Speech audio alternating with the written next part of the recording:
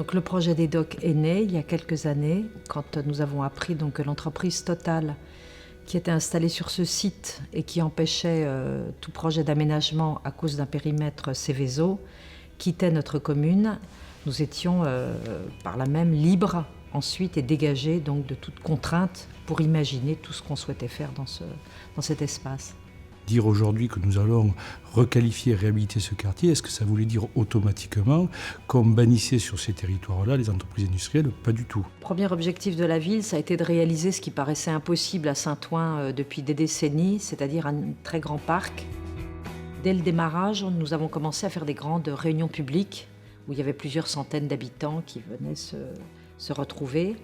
Avec une composante très importante au-delà des associations traditionnelles de la ville, c'est aussi une association qui a une place toute particulière dans ce projet, c'est celle des jardins ouvriers. Nous avons donc travaillé la question architecturale avec, je crois pouvoir dire, parmi les meilleurs architectes qui travaillent aujourd'hui en France. On a essayé donc de mettre en place des workshops à l'intérieur desquels donc, des architectes chapeautés par des architectes coordonnateurs allaient réfléchir à une proposition architecturale qui soit un peu différente des modèles habituels que l'on connaît.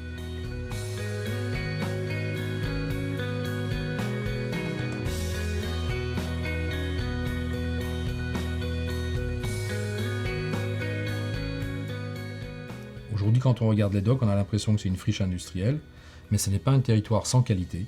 Par exemple, dans le rapport à la Seine, d'où d'ailleurs l'idée première de renverser en quelque sorte le rapport qu'on peut avoir à la Seine, de ne pas considérer la Seine comme la plus belle avenue, même naturelle, de la métropole, mais comme un élément naturel exceptionnel dont il faut élargir les logiques biodiversité, logique paysagère, etc. Hélène en parlera, à l'intérieur du tissu. Autre élément spécifique au contexte, c'est que c'est un territoire violenté, c'est un territoire qui nécessite réparation. Et enfin, troisième élément, c'est que ce territoire porte des traces, comporte des traces et des tracés.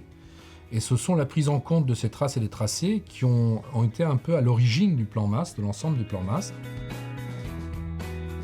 La position de ce parc qui accompagne en fait le grand corridor aquatique que constitue la Seine, ça veut dire qu'en fait, le long de la Seine, qu'est-ce qui se passe? Il y a un certain nombre de parcs. Et donc l'idée, ça va être d'essayer déjà de se dire, est-ce qu'au-delà du parc, sur l'ensemble de la ZAC, on ne peut pas jouer sur un système de trame verte et trame bleue qui permettrait d'assurer, on va dire, une certaine continuité de déplacement pour la faune et pour la flore. L'idée, c'est de ne pas laisser les îlots se refermer sur eux-mêmes, mais de garder à la fois de la visibilité, de la transparence, des ouvertures sur les cœurs d'îlots, mais aussi que que chaque construction soit en capacité d'être un lieu d'accueil. D'où ces toitures plantées, d'où le fait qu'il y ait un certain nombre de massifs, des fois publics, des fois privés, qui jouent ensemble. Et l'idée de la végétalisation des toitures, qu'aujourd'hui on n'est pas les seuls à avoir, on n'a pas été les premiers, on n'est pas les seuls, mais pour vous donner une idée de l'impact, l'ensemble des toitures végétalisées à l'échelle des docks, du projet des docks, constitue 10 hectares. L'autre élément qui nous a permis de varier les projets morphologiquement et typologiquement, c'est la question de la densité. À partir de cette jauge moyenne d'une densité de 3 sur un tiers du territoire, on a des îlots qui ont des densités plus importantes, 4, au-delà de 4, et on a des îlots qui ont une densité moins importante, qui de 2, 1,5, etc. Et enfin, on retrouve dans ces îlots de Ville de Paris-Nord en commun le même souci qu'on a ailleurs dans la ZAC, c'est-à-dire ce souci de ne pas avoir des cœurs d'îlots fermés, des îlots fermés, et d'avoir des îlots ouverts, ce qui, d'une certaine façon, complique, à la fois c'est un défi architectural et qui complique la tâche, puisqu'on a des façades qui sont vues de partout, on a des façades qui sont vues de l'espace public, on n'a pas de façade noble et façade arrière, on a des façades nobles partout.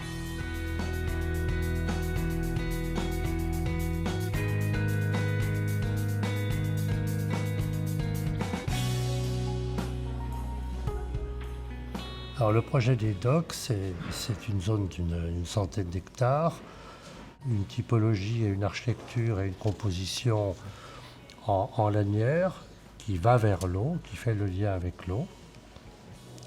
C'est une typologie évidemment qui sera modifiée puisque dans le Saint-Ouen ancien, on part de bâtiments qui ont 2, 3 à 5 niveaux. Et là, on va se retrouver à des bâtiments qui vont avoir 5, 6, 7, jusqu'à une dizaine d'étages. Le cours des bateliers, ou plutôt le faisceau des bateliers, puisque ce sont 2 voies qui qui se rejoignent à la Seine, est un peu le résumé de l'organisation du projet. La première séquence est une séquence urbaine qui converge, où les voies convergent ensuite vers la place de la République. C'est plutôt la séquence du commerce, de la vie urbaine classique. Ensuite, une séquence qui est la mémoire de l'industrie, où on va traverser l'Alstom, on va être en vis-à-vis du centre de production d'énergie, du CPCU, de la CPCU. Et puis après, une partie beaucoup plus événementielle, qui est le balcon sur le parc et sur l'eau, qui est un peu la finalité du projet, c'est-à-dire d'ouvrir la ville sur le fleuve et de retrouver ce lien avec le fleuve. La position de Batelier, pour moi, c'est une place qui doit être travaillée comme place d'articulation des deux axes qui arrivent. C'est un peu la porte du parc envers le centre de la ZAC. Je pense que la proportion de cet espace est juste.